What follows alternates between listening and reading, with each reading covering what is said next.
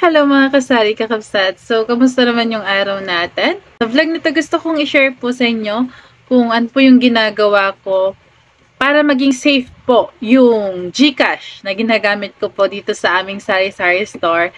At bakit hindi siya nababawasan, hindi siya, kumbaga nagkakaroon ng issue. So, yan. Gusto kong i-share sa inyo to para magkaroon din po kayo ng mga ideas. So, disclaimer lang po, hindi po ako expert dito. Gusto ko lang pong i-share para magkaroon po kayo ng mga ideas. At masasabi ko na sana makatulong po ito sa inyo. So, itong mga bagay na po ito ay ina-apply ko po dito sa sarili ko pong GCash. So, tara, simulan na natin. So, unang-una, syempre naman, yung sinasabi palagi ng GCash, tsaka paalala ng mga expert talaga. Huwag po natin i-share yung MPIN natin, yung PIN natin, or yung password po ng account natin. Actually, sa akin po kasi talaga, sa totoo lang po ha, never ko pong sinasabi sa asawa ko, or sa anak ko, or sa ibang tao talaga yung password ng GCash ko. So, ako lang po talaga yung nakakaalam. Kasi minsan, di ba, yung anak ko mahilig sa online shopping. Yan. Mamaya pag alam niya yung password, although, hindi ko naman sinasabi na gagawin niya. Pero, mas maganda na talaga na minsan talaga mag-ingat-ingat din tayo. Kasi minsan, syempre, pamilya natin yan. Masyado silang comfortable sa atin. So, minsan nagagawa nila yung mga bagay na yon. So, yun po yung iniiwasan ko. Tapos, yung mister ko, talaga, minsan mahilig siya sa, games. Sa mga online games, iniiwasan ko din yon. So, hindi ko talaga sinishare yung password ko sa kanila. So, isa yan talaga sa ginagawa ko. Tsaka, syempre, yung MPIN po natin, never share po talaga sa ibang tao. Kasi minsan, yung iba, may kakilala ko, so, yung anak niya, na-link niya po sa mga online games, na-link po sa mga online shopping, so, minsan nade-deduct po. Sa mga subscription po yan, nalilink po nila. So, minsan nadideduct po talaga sa kanila buwan-buwan or pag may pinipurchase po yung anak nila. So, yun po yung isa sa iniiwasan ko po talaga. Pag, may GCash po ako. At, meron akong customer dati na gusto niyang ilink yung babayaran niya kasi na sa games or may purchase siya.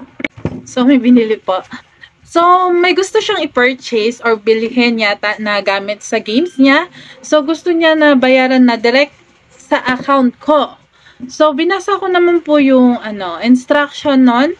At nakita ko po talaga na pag may purchase po siya ulit, ay madededuct na po diretso sa account ko. So, hindi na po siya kailangan ng kumbaga, i-confirm. Yun po yung isa sa iwasan natin. Minsan pag nade-direct na po or hindi na po kailangan ng confirmation, yung iba po kasi ay, lalo na pag inalaw na po natin siya minsan, ay nade-deduct na po talaga buwan-buwan or pag nagpa-purchase po sila ng mga gamit sa mga online games po nila. Bakit hindi naman laruan ito. At, yun nga. Never share po yung account natin sa ibang tao. Mahirap na din po kasi minsan kung saan-saan nako-connect or saan-saan po ginagamit po yung account natin.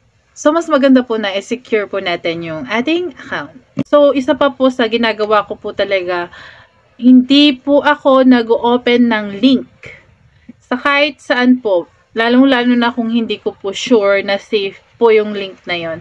Marami na rin po kasi nagsisend sa message. So, through text po, marami pong nagsisend na blah blah blah yan, mga bangko, ganito, kailangan mong i-confirm, ganyan-ganyan. So, never po akong nag-open ng mga links sa mga ganon. Tapos yung mga nag-post po sa Facebook, pero yung karamihan po nun ay hindi ko po talaga in-open. Pero kung alam ko po na safe yon, so, yung iba po, ina-open ko pag sinabi po na, nakita ko po na galing sa YouTube, galing sa mga pagkakatiwalaan po talagang link, yun, ina-open ko po siya. Pero yung mga hindi po talaga, ay never ko po talagang ina-open. At never po ako nagpo-purchase ng mga games po sa mga ganong platform. Kasi mahirap na po. At yung iba po kasi talaga maraming nawawalan. Kahit po sa mga iba po talaga, hindi po talaga ako nag-open ng link. Tapos, kung gusto ko po talaga na mag-open po talaga or may gusto kong i-connect sa mga account ko, ganyan. Meron po akong extra na isa pang account na yun talaga po yung ginagamit ko sa pag-purchase ng mga products, pag-purchase ng mga kung gusto kong mga online games man, yun po yung talagang ginagamit ko. Para po safe po yung ginagamit ko po dito po sa aming ginagamit ko sa cash in, cash out para ligtas. Kasi minsan, may kakilala ko, no, nagpapasend siya ng GCash, tapos sasabihin niya, send mo na lang kay kuya ko, ate. So, tinanong ko siya kung bakit. Sabi niya, kasi pag sinend mo dun sa account ko, nade-deduct siya. So, yun yung iniiwasan ko talaga. Minsan, makakalimutan natin, no, meron para tayong mga purchase or yung mga subscription na talagang nagde-deduct buwan-buwan. So, pag may nag-send tayo, kunwari may nag-cash out sa atin, tapos nakalimutan natin yon na meron pala, tapos hindi na natin nagagamit. So, sayang pag na-deduct sa account natin. So, isa yun po sa mga iniiwasan ko talaga. Tsaka, mga link. Yan, iwasan po natin yan. Kasi minsan marami pong nahahack ang account dahil po sa minsan talaga napapabayaan din po natin. Tapos, ito nga, never share your birthday email ad. Yan. Kadalasan po yung mga nag-hack, yun po yung mga ginagamit po nila. Tapos minsan po pag mahilig po tayong maglagay ng mga password na nakakonect sa mga birthday natin. So, isa po ito sa mga ginagawa ko din po talaga. Iniiwasan ko po talagang i-share yon. At yung password ko po at saka mga nilalagay ko po, di ba? Kunwari doon sa GCash, di ba? Minsan may pangalawang question pag nakalimutan natin yung mga password, di ba? Kunwari, what is your pet? Ang nilalagay ko talaga hindi dog, hindi ganyan. Kumbaga, minsan sinasabi ko talaga cousin, yan. Ganun yung nilalagay ko. Tapos, sinusulat ko siya para hindi ko siya makalimutan. Kasi minsan, mahirap kasi, di ba, na malaman yung mga ganon, di ba? Kunwari, what is your pet? Tapos ang lalagay mo, cousin, yan. O kaya pinsan, o kaya kung ano-ano man na hindi talaga madaling hulaan, yan. Pero kung hindi cousin yung nilalagay ko, secret ko na lang yan. So, ganyan. Mag-build tayo ng strong na password, tsaka yung mga, di ba may mga question nga na ganon. So, wag yung mga madali yung ilalagay natin. Tapos, isulat natin kung makakalimutin talaga tayo para in case na kailangan po natin at meron tayong makikita or naisulat natin kung ano man yung mga pinagsusulat natin doon para madaling ma-retrieve po yung account natin. So, isa yan sa mga pwede natin gawin. At, syempre, ito na po muna yung last. Syempre, know your customer. Minsan kasi, ako talaga, madalang lang yung mga hindi ko kakilala na nagka-cash in, cash out sa akin. So, marami na po sa atin na nag-Gcash po. Gamit ang account po natin ay nabablock. Kasi nare-report po yung mga ibang account. Kasi nga po, ginagamit po yung iba sa scam or mga may kalokohan. So, ginagamit po sa kalokohan. Minsan may nagka-cash out po sa atin. Hindi po natin alam na ginagamit na po pala yun sa mga, yung iba po sa mga money laundering, yung mga ini-scam po nila, dinadaan na po sa account natin.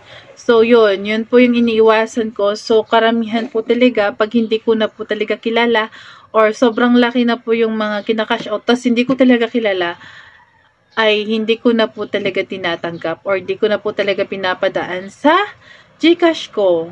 Para hindi po tayo madamay, mas maganda na po yung sigurado po tayo, diba? Lalong-lalo na personal account po yung gamit natin at hindi po GPO. Kung hindi po talaga nakarehistro, so mas maganda po minsan din. Yan po yung kagandahan po ng GPO kasi mas safe po talaga. Pero kung sa mga personal account po natin, tulad ko, yun po yung gamit ko ay, yun na nga po. Mag-ingat po tayong mabuti sa mga nagka-cash in, cash out po sa atin para hindi po tayo madamay sa anumang kalokohan po na ginagawa nila. So, ako po talaga, mas prepared ko po talaga yung mga kakilala ko na nagka-cash in, cash out sa akin. At pasalamat ko naman po talaga at marami po sila at so yun. Maging mautak po tayo at mag-ingat po tayo sa mga ganun, diba? Sa mga nang-i-scam din. So, yun na nga muna mga kasari, yung mga ginagawa ko po talaga para naman maiwasan po talaga yung magkaroon ng bulilyaso sa ating cash in, cash out sa ating GCash dito sa aming sari-sari store. Minsan din po ay nasa pag-iingat. Pero mas maganda pa rin na gawin po natin yung mga bagay na to para naman alam nating safe pa rin po yung account natin. So, yun na po muna kasari. Ingat po tayo sa paggamit ng GCash sa cash in, cash out po natin. So, kung may nabigay po akong mga ideas, please like and subscribe.